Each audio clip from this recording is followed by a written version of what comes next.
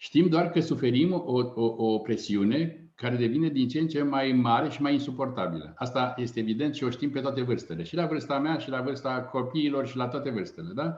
Deci înseamnă că e ca și când bancul ăsta de pești care se mișca în apă, se mișcă într-o apă care nu mai este favorabilă pentru mișcarea de pește. S-ar putea să fie cumva ieșirea peștelui din apă, ca metaforă. Păi dacă schimbi mediul, automat moare peștele, trebuie să moară peștele, să se nască pasărea, ca să meargă într-unul să exploreze alt mediu. Deci mediul, așa cum l-am construit, ce înseamnă normalitatea din jurul nostru, este cea care ne constrânge și ne obligă prin presiunea care o generează din ce în ce mai mare să ne atenționeze că așa nu mai merge. Cum ieșim, sigur, cu traume, e o naștere. Orice naștere, nu se poate face o naștere până nu se face întâi o destructurare a trecutului. Adică, întâi, eu ca să schimb tot ce ar trebui să schimb, întâi trebuie să mă destructurez pe mine, să-mi dau deoparte obiceiurile. Este un sentiment. Fericirea nu se confundă cu faptul că nu am probleme. Aia nu-i fericire. Fericirea e o stare de spirit. Fericirea este o stare de conștiință. Este un rezultat al saltului de conștiință.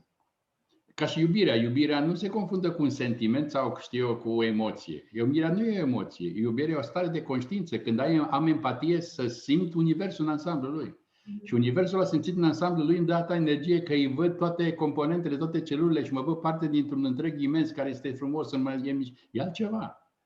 Și această formă de a confunda iubirea cu o problemă de, cum să spun, de nevoie internă, personală, de apropiere, de a stabili o relație care de fapt în spate are eventual inclusiv multiplicarea speciei, este falsă.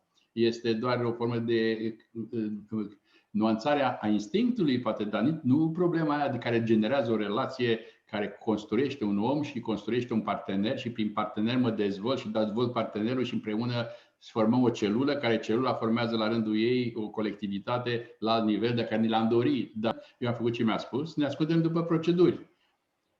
Această formă are avantajul că aparent stau liniștit, dar are dezavantajul că viața devine monotonă și monotonia este taxată de univers pentru că prin monotonie nu mai înveți nimic. Iar noi suntem aici ca la un fel de școală spirituală, să învățăm, să ne dezvoltăm, să înțelegem universul în care suntem scufundați, prin asta înțelegându-ne de fapt pe noi. Ce paradoxal este ca la sonerie. Ce îmi place mă dezechilibrează și nu mă învață, iar ce nu îmi place mă învață, dar trebuie să suport niște tensiuni emoționale. Din ecuația să nu vom ieși niciodată. Așa este viu. Și asta nu numai la psihologia aplicată, acum am făcut o metaforă. Societatea în ansamblu și celula, ca parte din societate, funcționează așa. Cunoașterea și înțelegerea îmi permit să am la purtător o unealtă care e tampon între șocurile emoționale, stările sufletești și realitatea înconjurătoare. Și atunci fac adecvat, nu mai e bine sau rău, că eu nu mă împart de mult în bine sau rău, ci adecvat unui context. Când am înțeles, eu de exemplu nu sunt frustrat de niciun fel că nu bag degetul în priză. Să fie clar. Când eram mic căutam să bag degetul în priză, de aceea eu am pus o grămadă de dopuri în prize speciale ca să nu bage copilul, pentru că copilul e tentat, dar după ce înțelegi, n-ai sens. Deci multe lucruri care le facem acum din instinct sau din situație, care pare normal că așa e umanitatea, așa ne-a învățat realitatea, care sunt reperele noastre, nu sunt necesare. Și automat este o problemă când ți se dau reperele, intri într-o zonă de nesiguranță și noi nu am obișnuit cu să vrem siguranță. Dacă vrem siguranță, vrem de siguranță, că monotonia nu ne place. Când se întâmplă ceva în gând, ești ca un emițător puternic. Și de aia spuneam că de ce ți-e frică nu scapi, poate să înceapă și materializarea. Deci gândul este o forță foarte mare. Omul în depresie are niște gânduri negre, între ghilimele, are niște probleme personale, este generator și poate să influențeze și pe altul care nu nicio treabă și intră și el în depresie prin rezonanța aceasta a trăirii tribului. Tribul în ansamblu, umanitatea ansamblu este în depresie și noi avem creierul ăla ancestral primar care era semnalizare pentru turmă. Deci noi simțim că ceva nu e în ordine. Dar trebuie să înțelegem de ce e în ordine, de ce n-a fost în ordine și nu că cineva e de vină, deci nu e o problemă de a căuta vinovați, ci a înțelege filmul evoluției, filmul desprinderii omului din animal în om înduhovnicit, om spiritual. Omul nu e un animal. E scufundat într-un corp de animal, dar are mintea care îl scoate din regnul mamiferelor. Dar încă e legat de materie prin corp și trebuie să ridicăm mintea la nivelul complexității realității ca să ne putem face o stare de sens, că sensul nu e în faptul că mi-am rezolvat, am 2 doctorate, eu sunt șef, am 5 mașini, 7 case. Nu e sensul vieții. Sensul vieții nu este să mă căsătoresc, să fac un copil ca să-l pregătesc pentru câmpul muncii. Eu nu nasc copilul pentru câmpul muncii pe Dumnezeu. Eu nasc copilul ca ființă Universului, câmpul muncii e un mijloc. Dacă eu am timp să duc un câine la plimbare, cu tot că am copil și duc și câine la plimbare de 3 ori pe zi și am timpul ăsta și n-am un sfert de oră pentru mine ca persoană, am o problemă. Deci trebuie să-mi fac un managementul timpului, nu știu cum să-l fac, asta e diferența dintre oameni.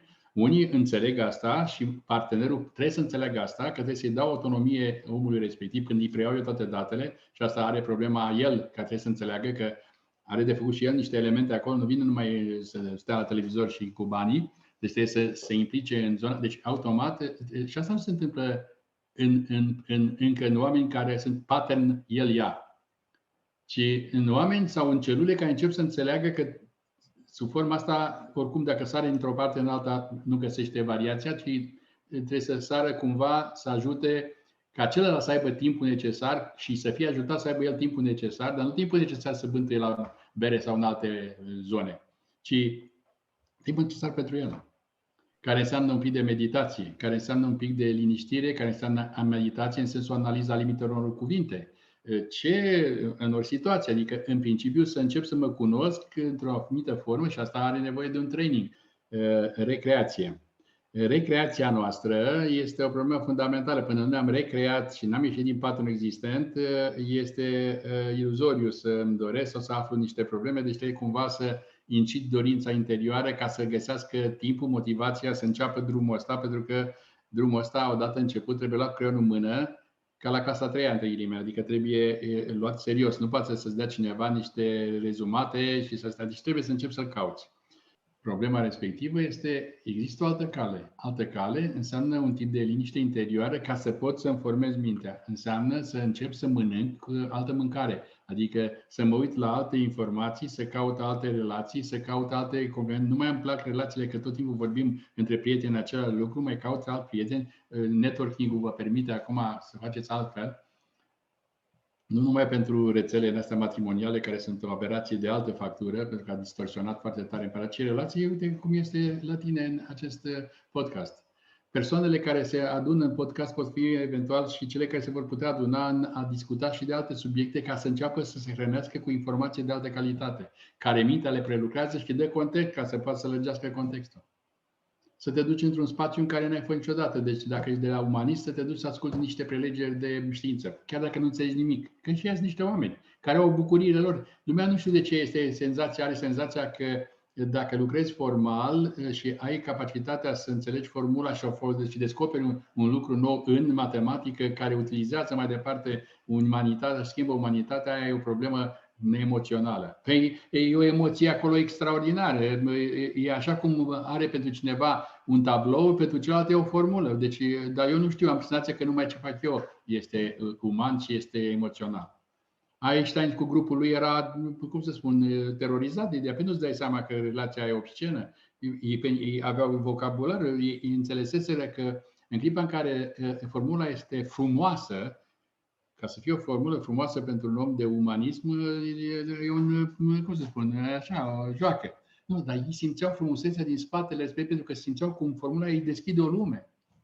Deci automat să intru să văd și celelalte oameni ce fac, să simt un pic din trăire, dar eu stau tot timpul la mine și nu vreau să ies de acolo. Acum, situația respectivă tinde către o limită, se numește singularitate, mai sunt de 10 ani. În 2004 am scris un articol în ziarul Ziua, pe 2 pagini, 2020, anul critic planetar. Dacă eu în anul 2004 puteam să spun, în anul 2020 critic planetar, nu era Mafalda, ci erau toate, cum să spun, premizele ca să se întâmple chestia asta. Că s-a întâmplat cu un virus, nu conta cu ce se întâmplă. Dacă nu era virus, era un metacutremur la nivel planetar. Trebuia să întâmple ceva care să ne scoată din acest comportament. S-a atins o limită. Așa numește naștere. Acum s-a rupt apa, ca să vorbim așa de filozofic. Trebuie să naștem.